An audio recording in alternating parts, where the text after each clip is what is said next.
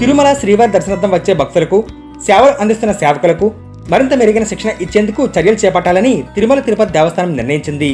శ్రీవారి సేవలకు వ్యవస్థ, వాటి పనితీరుపై టీటీడీ కార్యనిర్వహణాధికారి జె శ్యామలారావు సమీక్ష నిర్వహించారు.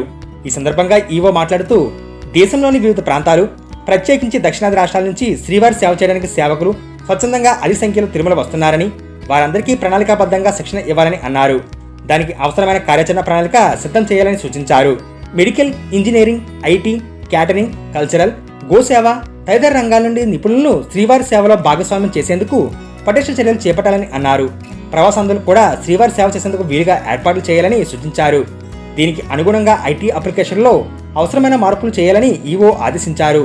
శ్రీవారి సేవపై శిక్షణ కోసం పుట్టపర్తి, ఈసా ఫౌండేషన్, ఆర్ట్ ఆఫ్ లివింగ్ తదితర సంస్థల నుంచి ఇప్పటికే అభిప్రాయాలు సేకరించామని, సదరు నిపుణులు అభిప్రాయాలను క్రోడీకరించాలని సూచించారు.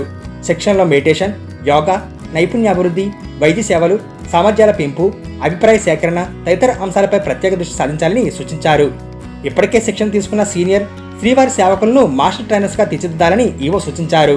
శ్రీవారి మహత్యం, తిరుమల ప్రాముఖ్యత, శ్రీవారి సేవా విధి విధానాలు, సేవా నిరతి, మరింత నాణ్యమైన సేవలు, నాయకత్వ లక్షణాలు, నైతిక విలువలు తదితర అంశాలపై శిక్షణ ఇచ్చేందుకు చర్యలు చేపట్టాలని అన్నారు.